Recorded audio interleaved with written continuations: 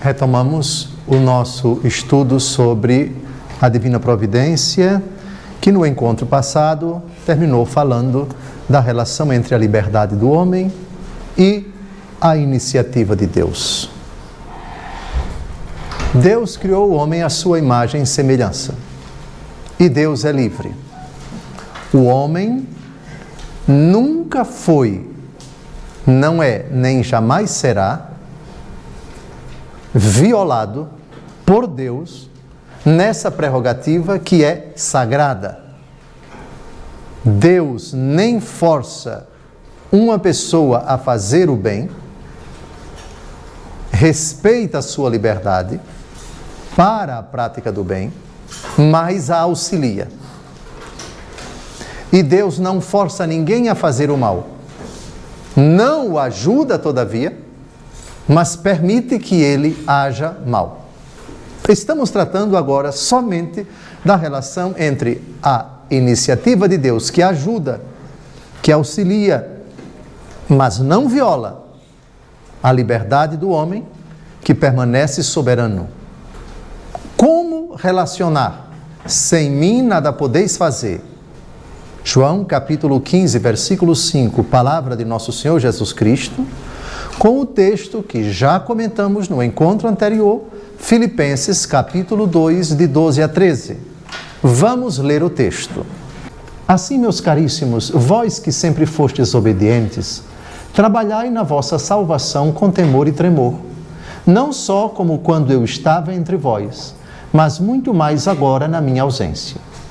Porque é Deus quem, segundo o seu beneplácito, realiza em vós o querer e o executar. Deus realiza em nós, segundo o seu beneplácito. Beneplácito é bondade, é o favor, é a concessão dele. Aquele que exerce o beneplácito é indulgente, é favorável, é bondoso. É segundo a sua misericórdia que ele age em nós. Como? Vejam bem, realiza em vós o querer e o executar. Será que porque Deus realiza em nós o querer nosso, e o executar nosso, será que é Ele sozinho? E se assim fora, onde fica o nosso livre-arbítrio? Mas não é assim. E se só fôssemos nós? Impossível. Sem mim nada podeis fazer. Se fazemos algo de bom, é por iniciativa de Deus, auxílio de Deus, concurso de Deus, mas respeito de Deus à nossa capacidade de decidir. Deus não pensa em nosso lugar, somos nós que pensamos. Mas se pensando desejamos Deus, isso já é fruto da misteriosa ação da graça de Deus e da nossa iniciativa. Não dá, por favor? Não perguntem para mim, por favor. Como é exatamente esse esponsório? Ou, de outra forma, como é esse casamento? Como é essa intimidade?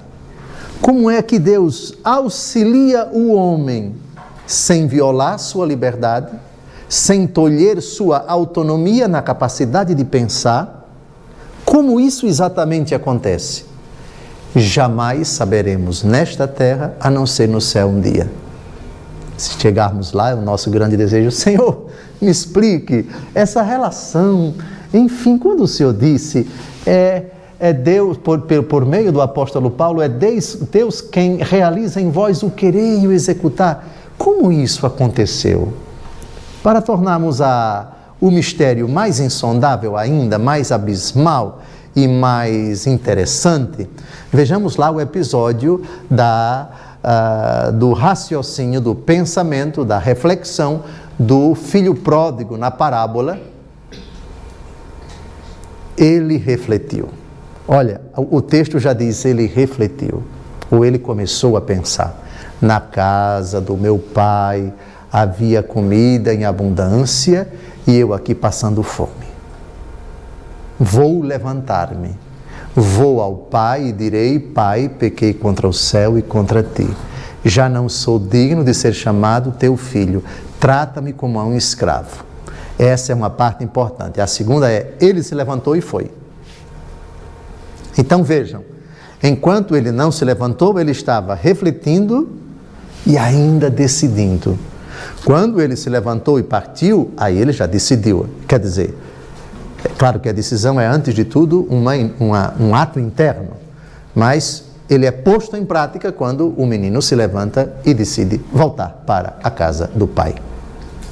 Aqui nós temos, no drama da vida mergulhada no mais porco, no mais sujo, no mais imundo pecado, onde Deus age sem violar a liberdade da pessoa, sem violar a capacidade da pessoa de pensar. Vamos a um comentário muito bonito que Orígenes nos presenteou na sua obra Tratado sobre os Princípios, exatamente comentando esse versículo 13 aqui. É um parágrafo só, não é longo, no meu entendimento é muito rico, e pediria a vocês que prestassem bastante atenção. Ele cita o texto. É Deus quem, segundo o seu beneplácito, realiza em vós o querer e o executar. E diz, dizem alguns, se o querer vem de Deus e o agir vem de Deus, mesmo que desejemos o mal, e se agimos mal, isso vem de Deus para nós. E se é assim, não somos senhores de nós mesmos. Ele não está afirmando nada, ele só está citando o que alguns dizem, deturpando o versículo. Mas ele continua. De igual modo, quando queremos os melhores bens e quando agimos bem, não somos nós que executamos essas ações louváveis, mas como é de Deus que vem o querer e o agir, embora pareça que nós o fazíamos. Foi Deus quem nos concedeu o fazê-lo. Assim, até nisso não temos autonomia, dizem. Aí ele agora vai responder. A isso, é preciso dizer que a palavra do apóstolo não quis dizer que o querer mal vem de Deus, e o querer bem vem de Deus, e também não diz para fazer o bem ou o mal, mas o querer em geral e o agir em geral. Tal como é de Deus que temos a nossa natureza de seres vivos e de homens, assim também o querer em geral, como acabei de dizer, e o fato genérico de se mover. Porque somos vivos, temos a faculdade de nos mover. E, por exemplo, de agitar tais membros, mãos ou pés. Não está aí uma razão para dizer que temos de Deus o caráter específico das nossas ações, por exemplo, de agitar um membro para bater, para matar ou para roubar os bens alheios. Trata-se somente do seu caráter genérico de nos mover que recebemos de Deus. Nós é que utilizamos essa faculdade para o pior ou para o melhor. Assim, nós recebemos de Deus o agir como seres vivos e do Criador o querer, mas somos nós que nos servimos do querer e de modo semelhante do agir, para o melhor ou para o pior. Eu acho que é uma explicação belíssima. Ou seja, o querer, a capacidade de querer, enquanto tal, Deus deu a todo ser humano. A capacidade de pensar, Deus, enquanto tal, deu a todo homem. E deu também até aos anjos. Agora, o exercício que você faz da faculdade de entender e da faculdade de querer, aí pode ser um problema seu se você mal utiliza, e pode ser benéfico para você se você bem utiliza. Portanto, cuidado com uma ilação indevida, criminosa, caluniosa até do apóstolo Paulo, ao deturpar esse versículo 13. Ficou claro? Ficou clara a explicação do apóstolo Paulo? Muito bem. Dito isso, Agora vamos ao catecismo da Igreja Católica, o atual catecismo, que vocês podem descarregar no computador de vocês e tê-lo em arquivo PDF de graça. 2 parágrafos do Catecismo da Igreja Católica sobre esse argumento. São pequenos. O primeiro parágrafo tem uma citação muito bonita de Santo Agostinho, ele, sempre ele, e o parágrafo 2002 tem uma citação muito bonita, para variar, de Santo Agostinho. Então vamos ao parágrafo 2001. 2001. Aqui vocês vislumbrem já o episódio do filho pródigo. Eu digo o episódio do filho pródigo porque nenhuma parábola descreve, parábola de Jesus, descreve com tanta profundidade, é tão completa, é tão adequada para tratar desse argumento da relação da liberdade do homem que está mergulhado no pecado, que vai transitar para a conversão, para a vida da graça, a volta para a casa do Pai, e ao mesmo tempo a ação misteriosa da graça de Deus que atua aí sem que nós saibamos exatamente como. Então, vislumbrem, por favor, a parábola do filho pródigo. E aqui diz a Igreja: a preparação do homem para acolher a graça já é obra da graça. Esta, a graça, é necessária para suscitar e manter nossa colaboração na justificação pela fé e na santificação pela caridade. Deus acaba em nós aquilo que Ele mesmo começou.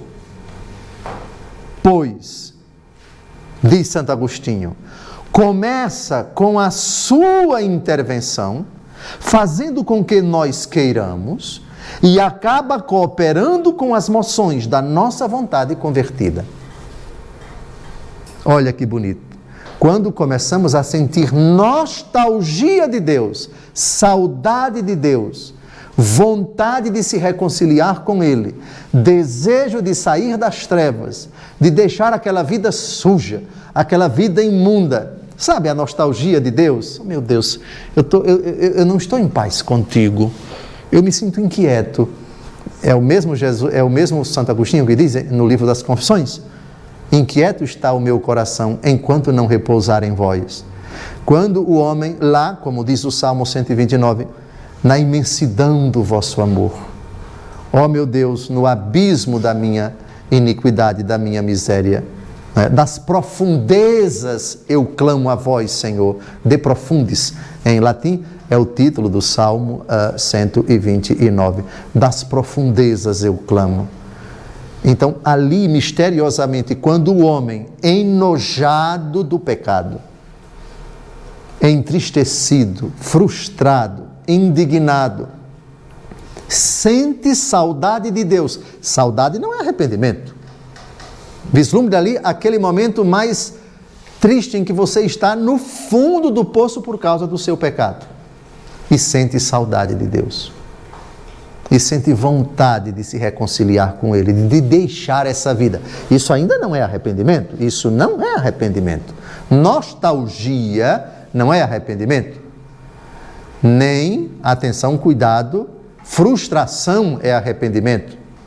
Nem remorso é arrependimento. Portanto, saudade da casa que você abandonou.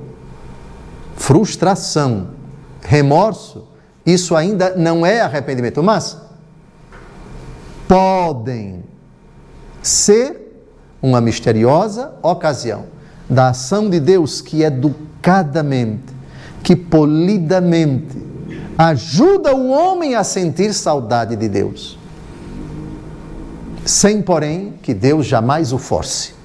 Jamais Deus forçou, jamais Deus forçará. Isso é a mais estúpida blasfêmia que um ser humano possa dizer. Deus me forçou, Deus me coagiu, Deus me obrigou, Deus tolheu a minha, aspas, autonomia. Mentira, mentira, mentira. Repito a frase de Santo Agostinho no seu livro sobre a graça, capítulo 17, Deus começa com sua intervenção, fazendo com que nós queiramos, e acaba cooperando com as moções da nossa vontade convertida.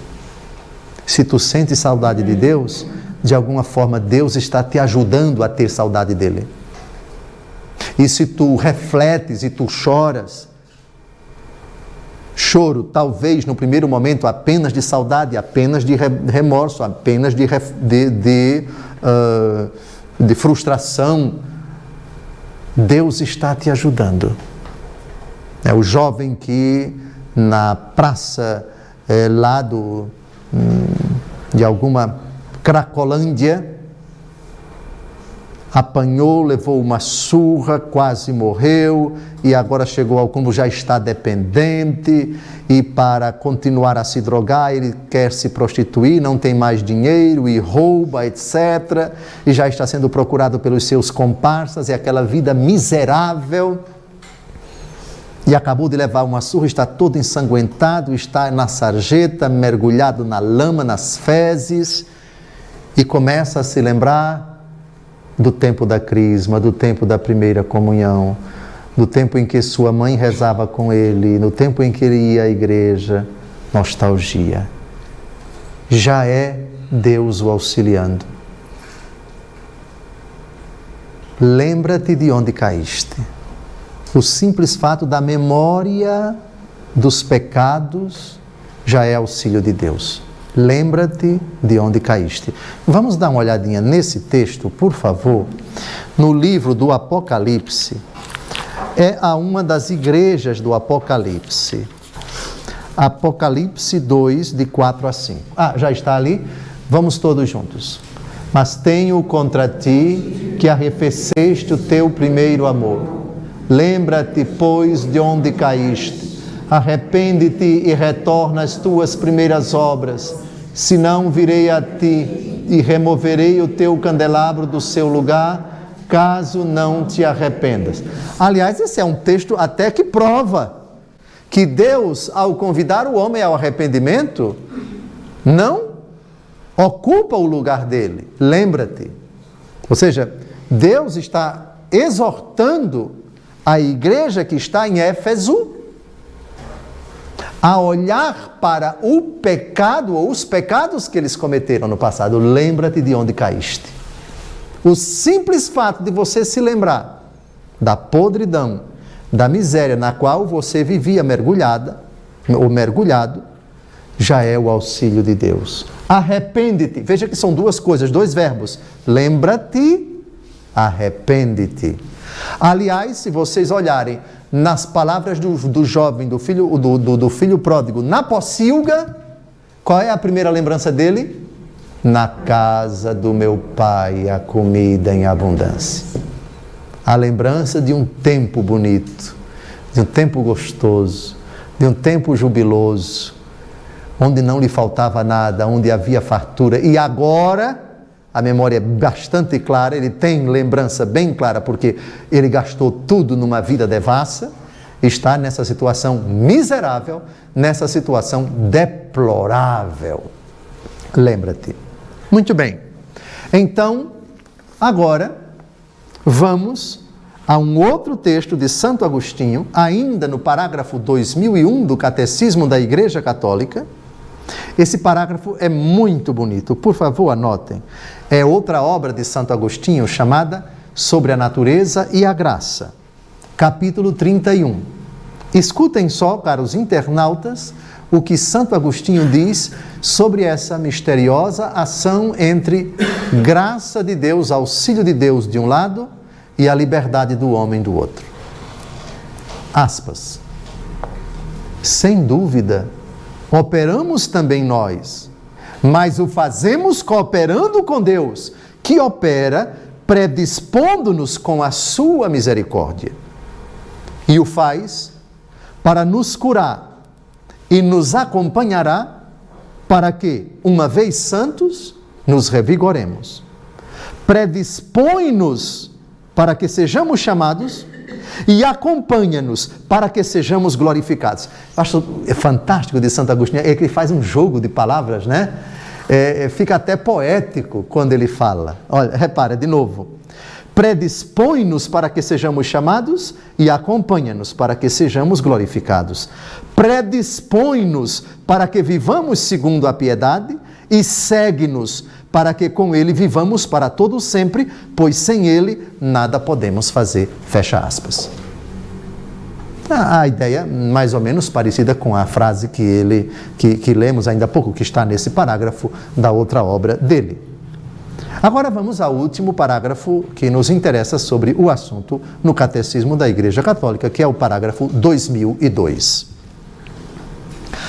A livre iniciativa de Deus pede a livre resposta do homem, pois Deus criou o homem à sua imagem, conferindo-lhe com a liberdade o poder de conhecê-lo e amá-lo.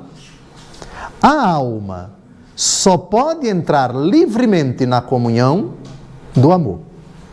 Deus toca imediatamente e move diretamente o coração do homem.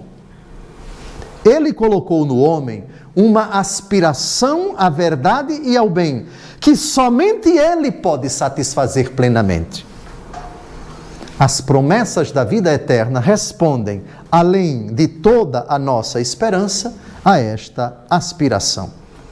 E aqui está a conclusão do parágrafo na obra de Santo Agostinho, a obra mais famosa, eu acredito que todos vocês já tenham lido, mas vamos a um pedacinho do seu livro, As Confissões. É espantosamente belo esse livro. Eu recomendo, por favor, leiam esse livro. Aqui é ele que fala nesse livro.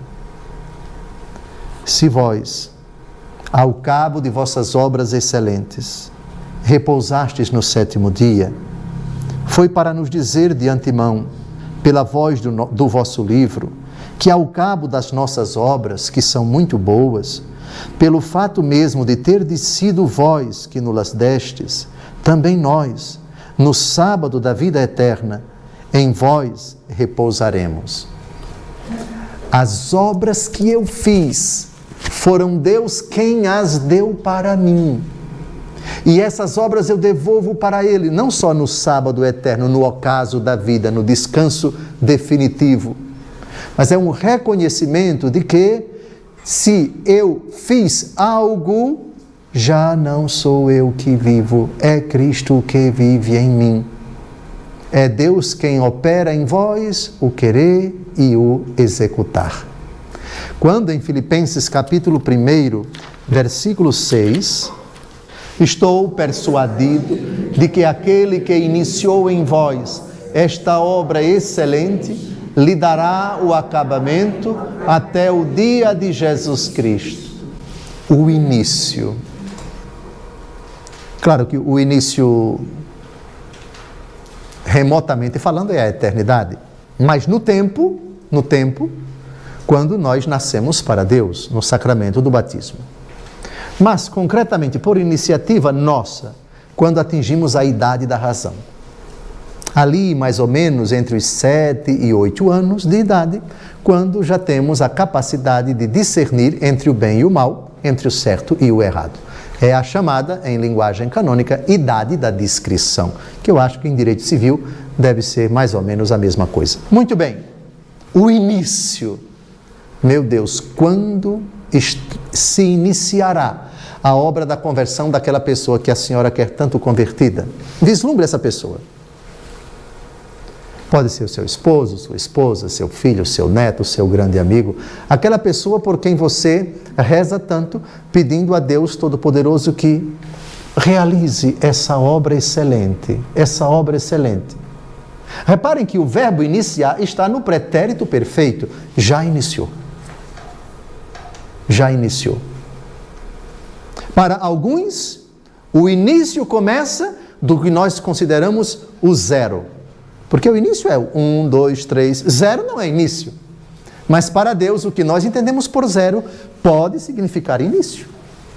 Ou seja, fulano que blasfemou contra Deus a vida inteira. Imaginemos esse episódio possível, não é? Não sabemos como foi a vida inteira do ladrão crucificado com Jesus, que se arrependeu antes de morrer, se ele só passou a roubar depois de um certo tempo. Mas, de qualquer maneira, vislumbre aí uma pessoa que passou a vida inteira sem Deus. E agora está passando por uma situação vexatória, humilhante, dramática, ridícula, triste de morrer. Talvez Deus Todo-Poderoso tenha decretado desde toda a eternidade que o início da conversão dele está justamente aí. Procure e você não vai encontrar. Busque na situação dramática que você tem, talvez no dinheiro que você tem no banco, na sua riqueza. Busque o sentido da vida, não encontra. Blasfeme, ridicularize, critique, persiga, deboche, anarquize com a igreja, com as obras de Deus, com tudo aquilo que Deus diz e faz, insulte os sacerdotes. Mas, se você se dispuser a fazer isso, se você se dispuser a fazer isto, saiba, o meu amor por você é infinito. E mesmo respeitando a sua capacidade de dizer e fazer essas coisas, de ser tão hostil, de ser tão recalcitrante, de ser tão rebelde, de ser tão estúpido e estulto, de ser tão insano, vou ajudar você. Sem, porém, entendam, jamais forçar a liberdade desse infeliz. Como Deus inicia? Então, isso vai permanecer sempre um mistério. De qualquer maneira, a ação de Deus tem podemos dizer, limite. Ela não força, ela não tolhe, ela não desmerece, ela não massacra, nem um pouquinho, a nossa capacidade de entender e de querer. Eu acho que é importante agora falarmos de 8 textos. De um lado, os 4 primeiros textos da Bíblia que falam da soberania da vontade de Deus. Mas também o contraponto. 4 textos que falam da autonomia do homem. Atenção, cuidado, porque a palavra autonomia, à luz da Bíblia, ela em absoluto não existe. Ela só é compreendida em relativo. Em absoluto não. Por quê? Porque sem mim nada podeis fazer. Então o homem não é autônomo, senão para praticar o pecado. Mas não é autônomo em absoluto para praticar o que agrada a Deus. Por quê? Sem mim, vamos repetir? Sem mim nada podeis fazer. Esse versículo, vocês já sabem de qual? É João capítulo 15, versículo 5. Fácil de decorar? Fácil de decorar, coronel? Vamos ver de novo? João capítulo 15, versículo 5. Vamos colocar, Wellington, por favor. Eu sou a videira, vós os ramos. Quem permanecer em mim e eu nele, esse dá muito fruto, porque sem mim nada podeis fazer.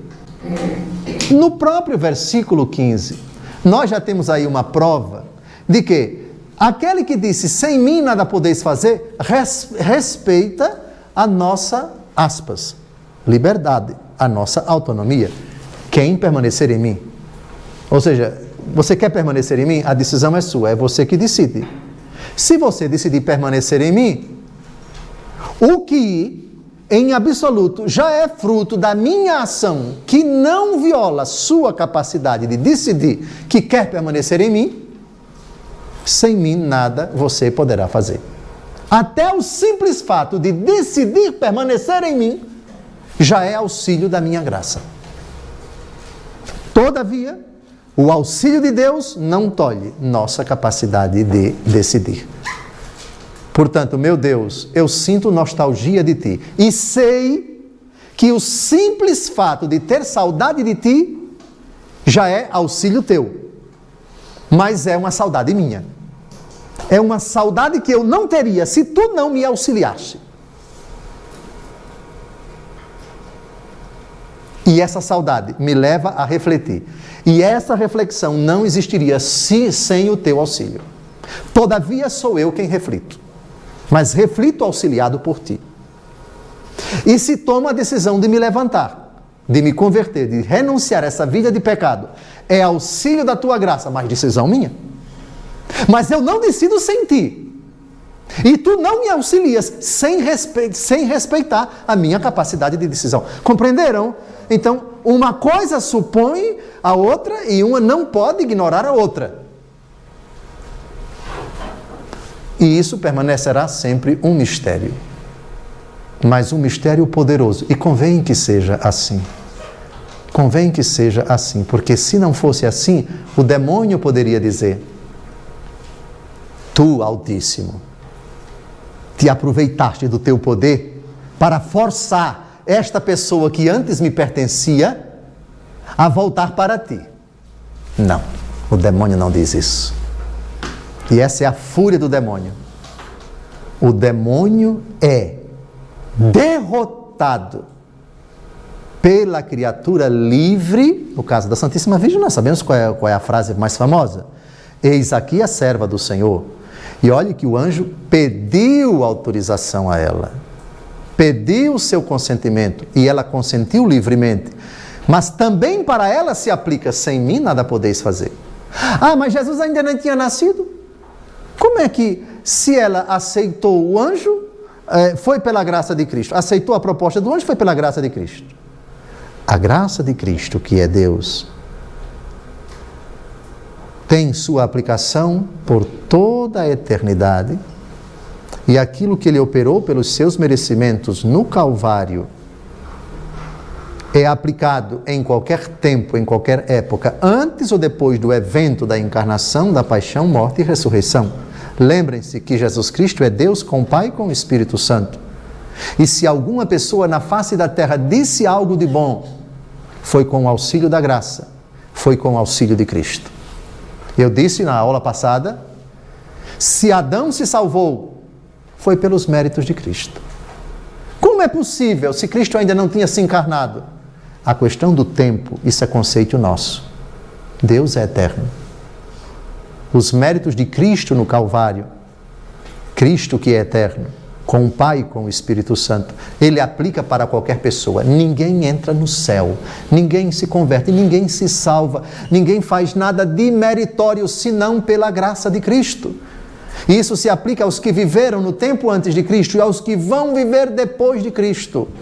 E aos que estão vivendo sem conhecer Cristo, sem aqueles que nunca conheceram Cristo, se fizeram algo de bom, se salvaram, foi pelos merecimentos de Cristo. Portanto, a primazia absoluta é da graça de Cristo. Sem mim nada podeis fazer. Se aplica a Nossa Senhora, se aplica a qualquer criatura na face da terra. Então temos 15 minutos para citar 8 textos da Bíblia. 4 sobre a soberania da vontade de Deus, é o primeiro contraponto. E depois 4 textos para citar a liberdade do homem.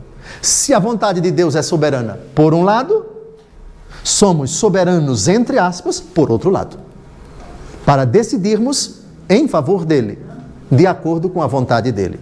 Primeiro texto, Isaías 6, de 9 a 10. Vai, pois, dizer a esse povo, disse ele, escutai sem chegar a compreender, olhai sem chegar a ver, obceca o coração desse povo, ensurdece-lhe os ouvidos, fecha-lhe os olhos, de modo que não veja nada com seus olhos, não ouça com seus ouvidos, não compreenda nada com seu espírito e não se cure de novo. Deus diz ao profeta, vai e fale. É uma ordem que é dada a uma pessoa livre. Agora vejam a ordem.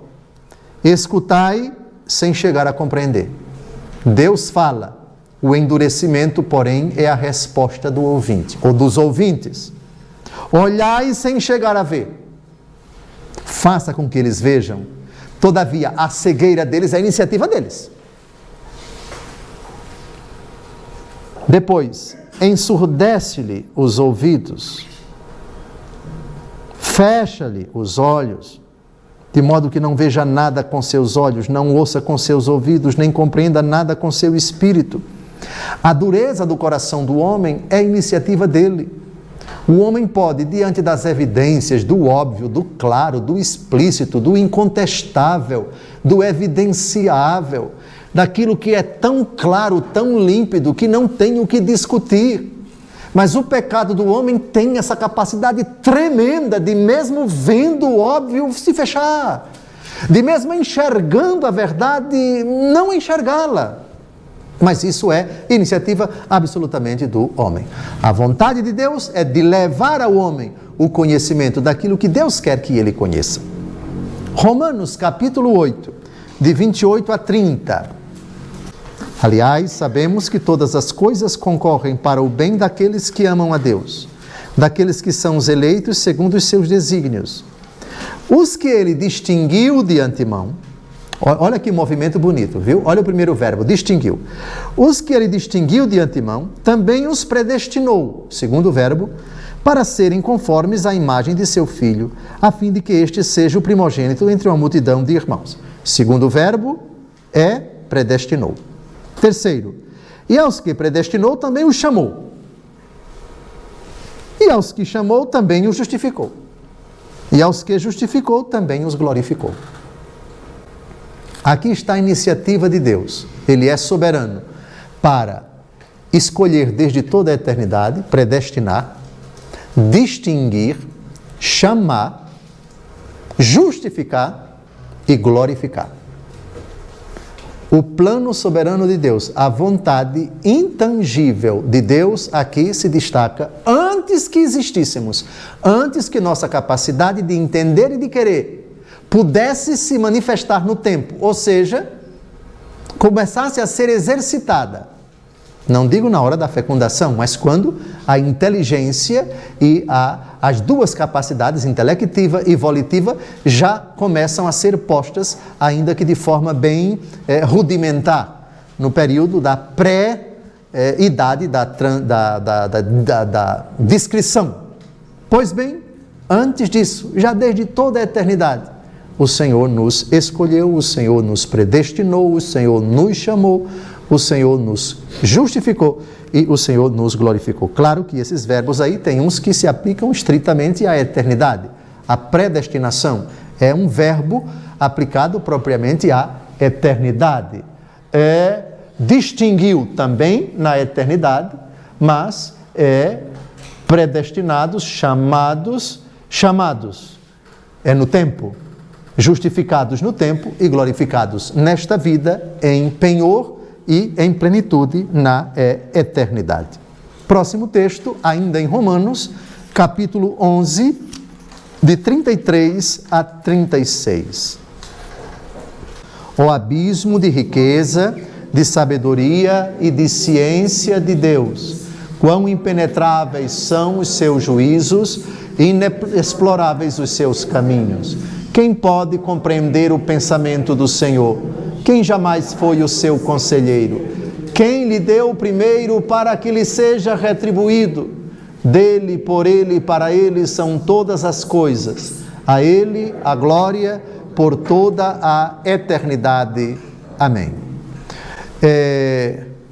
Em Romanos 9, capítulo anterior, Romanos 9, de 10 a 21, Romanos 9, de 10 a 21, eu não vou ler o texto todo por uma razão simples. Ele trata esse texto da eleição de Israel, a nação toda, que misteriosamente não aceitou o Salvador. Nesses 3 capítulos, 9, 10 e 11, temos, porém, uma profecia muito curiosa. Aliás, eu disse isso para quem foi conosco agora em maio para Jerusalém, olhando a cidade. Uma das profecias é que, antes de o mundo acabar, Israel toda se converterá a Jesus Cristo. Como é que isso será possível? Como é que isso será possível? Se atualmente menos de 2,5% da população de Israel acredita em Jesus. Como é possível isso? Mas nesses 3 capítulos aqui, capítulos 9, 10 e 11, reparem na Bíblia de Ave Maria, qual é o título? Desígnio de Deus a respeito de Israel. Então vocês leiam depois, se puderem os 3 capítulos, bem, mas sobretudo Romanos 9, de 10 a 21, a soberana vontade de Deus a respeito de Israel, que até hoje, 2000 anos depois da vinda de nosso Salvador, 2000 anos, ainda não aceitou Jesus como o Messias, ainda não aceitou Jesus como o Verbo eterno do Pai. Bem, com esses 4 textos, vamos agora, em 6 minutos, recordar para vocês que, malgrado não, apesar da soberana vontade de Deus, o homem tem a prerrogativa de escolher. Se a vontade de Deus é soberana, se Deus é onipotente, e os seus desígnios sempre se cumprem, isso não significa dizer que o homem deixou de ter o seu livre-arbítrio, ou ele ficou comprometido. Não, não e não. Por favor, Deuteronômio 11, de 26 a 28. Vede, proponho-vos hoje bênção ou maldição. Bênção, se obedecerdes aos mandamentos do Senhor vosso Deus, que hoje vos prescrevo. Maldição, se não obedecerdes aos mandamentos do Senhor vosso Deus e vos apartardes do caminho que hoje vos mostro, para seguirdes deuses estranhos que não conheceis. Então vocês têm essas 2 alternativas, bênção ou maldição, escolham. Ora, esse texto é indiscutível. Deus não viola nossa capacidade de decidir. Deus coloca diante de nós as 2 alternativas, como colocou diante de Adão. Vocês podem comer todos os frutos das árvores do jardim, exceto o fruto da árvore da vida. Não comam, porque no dia em que você comer, você vai morrer. No dia em que comerdes, morrereis. Portanto, o livre-arbítrio aqui é garantido, é preservado, é respeitado por Deus Todo-Poderoso. Então, bênção de um lado, maldição do outro. Vejam o verbo no versículo 26. Proponho-vos. O verbo não é imponho-vos, porque se fosse imposição, ele não imporia absolutamente a maldição, o pecado. E se fosse somente a prática do bem, então não haveria sentido nenhum. Eu forço vocês só podem fazer aquilo que me agrada, o que não é verdade. Eu proponho a vocês a bênção ou a maldição, a vida ou a morte. Escolham. Obviamente que Deus sugere, escolham a vida, escolham a graça. Por favor. Muito bem. Agora, vamos a Deuteronômio 30, de 15 a 20, que é um texto até melhor para ilustrar a relação entre a graça de Deus e o respeito que Ele tem pela nossa capacidade de decidir. Olha, que eu hoje ponho diante de ti a vida com o bem e a morte com o mal.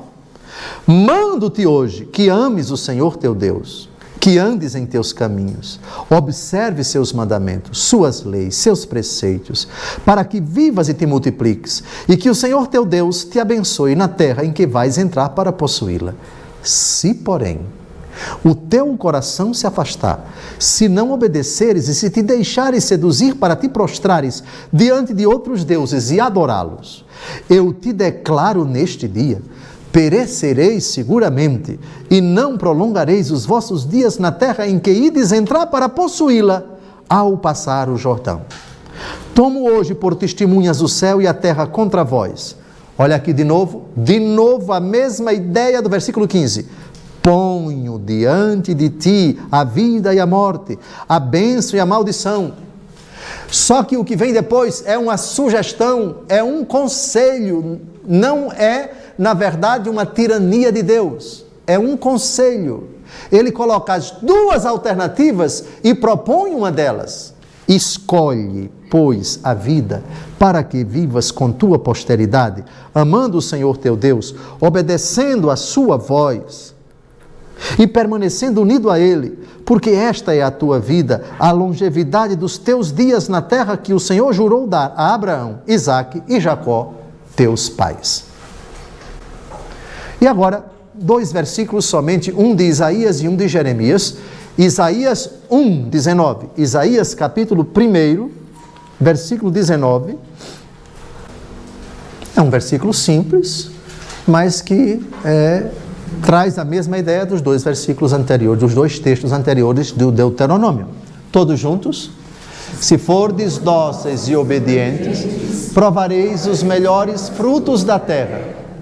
Ou seja, se vocês quiserem, se vocês optarem, se vocês decidirem, a decisão é de vocês. E finalmente, terminamos a aula de hoje com Jeremias capítulo 11, versículo 8. Jeremias capítulo 11, versículo 8. Aqui já é para aqueles que optaram, por livre decisão deles, pelo mal, pelo pecado. Não ouviram, porém, e nenhuma atenção prestaram, seguindo obstinadamente os pendores maus de seus corações. Assim, contra eles, executei todas as ameaças contidas no pacto que lhes havia ordenado, mas que não observaram. O que me chama a atenção nesse versículo é obstinadamente. O que é obstinação? Não existe obstinação na prática do bem. Existe insistência, existe reiteração, qualquer outro verbo. Mas em língua portuguesa, esse verbo se aplica ao quê? A prática reiterada daquilo que é mal. O que é uma pessoa obstinada na prática do mal? É uma pessoa, ela não sai de jeito nenhum daquele propósito.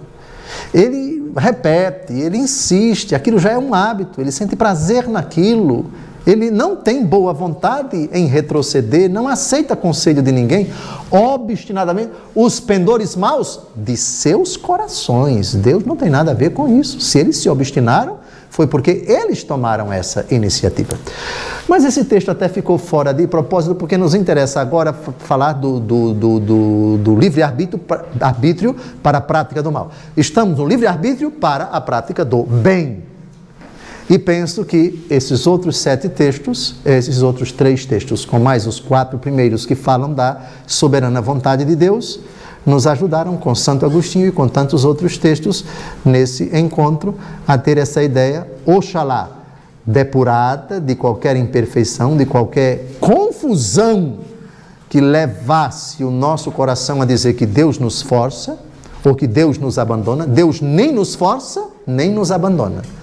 Deus não nos força a prática do mal, como não nos força a prática do bem. Quanto à prática do mal, Ele permite, e não tem nada a ver com isso, é decisão somente nossa. E quanto à prática do mal, Ele não só permite, mas quer. Só que quer, auxiliando-nos, só que nos auxilia sem violar a nossa capacidade de entender e de querer. Obrigado pela paciência. No próximo sábado, se Deus quiser, retomamos esse assunto e já estamos no final, só vamos ter mais um encontro a respeito da relação entre graça de Deus e liberdade do homem para a prática do bem, porque no segundo próximo encontro, ou do próximo sábado, o outro, já vamos tratar da parte mais delicada do assunto da divina providência, que é este. Se Deus é providente e cuida de tudo, se sua soberana vontade é intangível e sempre vitoriosa, por que a prática do mal? Por que tantos crimes? Por que tanta maldade? Por que tanta perversidade na história da humanidade? E vamos antes assistir a um filme que retrata um dos episódios mais sangrentos da história da humanidade.